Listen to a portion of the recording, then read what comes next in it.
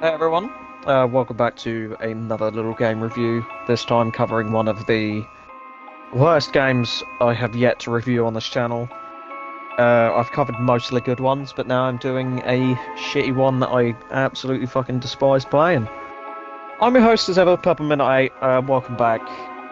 Today I'm covering the Walking Dead Destinies, the game that got a solid 1 out of 10 from IGN, which I think is a bit. Even though this game fucking sucks, I would not give it that low of a fucking score. Like, that is a bit brutal. It still plays. It's boring, but it plays. Everyone's seen all the bugs, the memes, the shit online about this game. I won't be the first to say about that. I won't be putting gameplay in this video because I refuse to go back and play this for. I just can't do it. I can't put myself through it. We do have a playthrough on the channel though, if you do want to watch some gameplay of this, even though it will get on your nerves. It's just repetitive, it's irritating, and it's just boring. So, as it was heavily stressed through the game's marketing up to launch, it follows the same plot points as the TV series, where you can make your own choice and decide your own destiny. Brilliant, isn't it? Plot mainly sticks to the first 3.5 seasons before teasing a highly unlikely sequel at the end.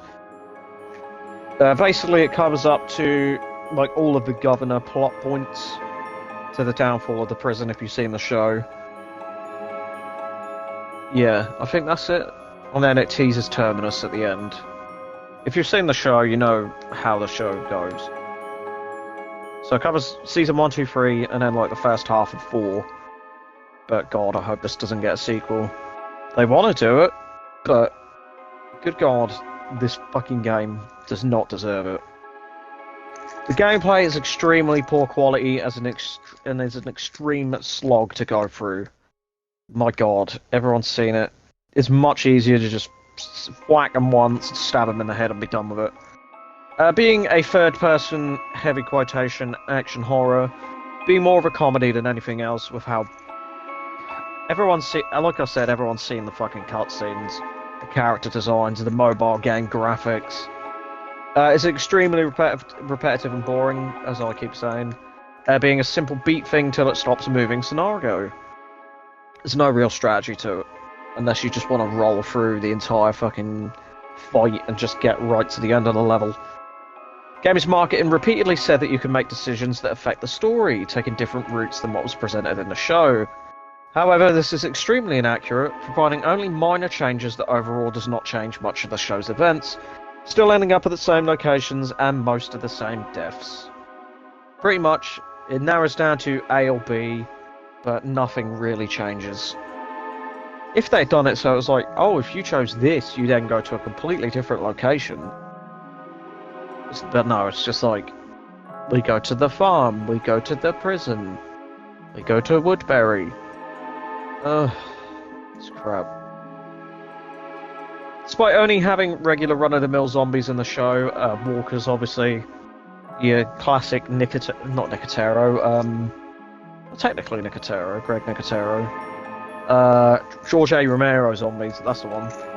At least during the early seasons before variants were introduced, minus season 1 I should say, because there were ones that kind of jogged and used like bricks. But that's before they sacked Frank Darabont. The game adds different types of zombies because originality is just not key to them. Screamers that alert nearby zombies, large walkers that are just spongy, and exploding walkers as well. Pointless additions that try and make the gameplay at least a little more varied, but are only there for that purpose. It doesn't succeed. Like, there's no reasoning for them to exist. Like, it doesn't make sense. Like, the TV series had, like, the fat walker that was in the well, but other than that, it wasn't like there was a, like, tank zombie. Or, like, screamers. Like, why? Why would you... It just frustrates me. I don't know what they're thinking. Armoured walkers are included too, which kind of makes sense, because, like, in the prison there were riot walkers.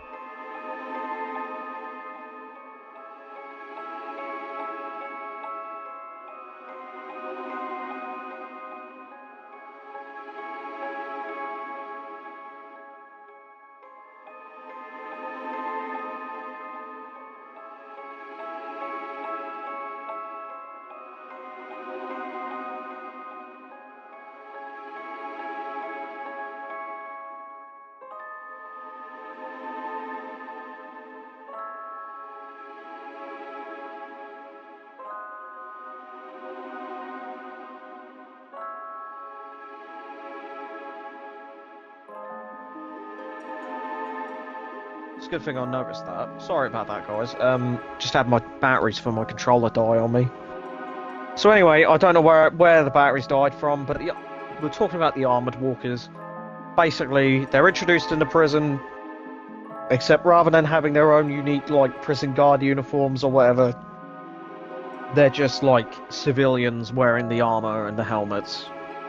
So it just doesn't make sense. I just don't get it. Human enemies are also present, very sparingly for most of the game, but they're fucking morons. Providing even more bullet sponges that are blind to most of your movements. I think there are several times I literally, like, rolled in front of people and they just didn't see me. Even though I was right in front of them. Whereas walkers, though, when I tried to stealth kill them, they'll immediately spin around and try and bite me. Which is fucking irritating as hell, having them grapple you all the time, because rather than scratching you or anything as an attack, they just grab you, and that's how they do the damage. As mentioned, they are easy to sneak past and stealth kill. But stealth is an admittedly pointless option should you choose that route, being able to somehow avoid walkers and people simply hiding in bushes or smoke. Also, loud noises, which are meant to do stuff like attract them in the show and that, just doesn't work. I can throw grenades at them, no one's alerted. However, this and even the combat is completely avoidable, as most levels do not actually need you to kill anything to finish them. You can literally just sprint through them all, roll through them all to the exit, and then the level's over. Skills are gained from picking up skill points, as we will discuss in a moment, being able to be spent on skills available for survivors who are alive and in your group. Side content is unbelievably limited, being narrowed down to just the skill points as I just mentioned. They are earned by expeditions sent out before missions, solving pointless group conflicts. Basically, it's like pick which side you support, but then don't go anywhere, and you get the skill points anyway. And being found throughout the levels. They are way too plentiful, as I found out, owning all of my skills before the end of the game. Long before the end of the game. It's because I was picking ones up and it's like, you got 13 skill points. Like, why? Now, we go into major problems, which is a first for one of my reviews. Usually I just keep it with like side content, gameplay, story, and then just some summary notes at the end. I won't be the first to point out that this game is an enormous mess with bugs all over the place. From simple texture bugs to characters appearing in places they shouldn't. I decided to kill Rick, and throughout several of the cutscenes, he was like still there, like I hadn't picked Shane. Or like he was appearing in expeditions, despite me, well, he's still being dead, but I didn't even think you could send him out on expeditions. But also, there was also, when you go back to Atlanta to meet with Morgan to get his guns, it just said that was episode 1. Like, the text was just completely wrong. Anyway, sorry. As mentioned, the combat is disastrous, and stealth is an absolute joke with how blind the AI are. The cutscenes are essentially slideshows of images, but have occasional badly animated videos, probably made in the game's engine. The character models barely resemble the actors used, and the voice actors either are the originals, such as Laurie and T-Dog, or they sound nothing like them. Reused environments aren't too uncommon in games, but the game overuses it way too much, returning to the same environments repeatedly, becoming more and more apparent towards the end of the game. Like the sheer amount of shit that happens in the prison that just isn't a unique area, it's just like reused maps.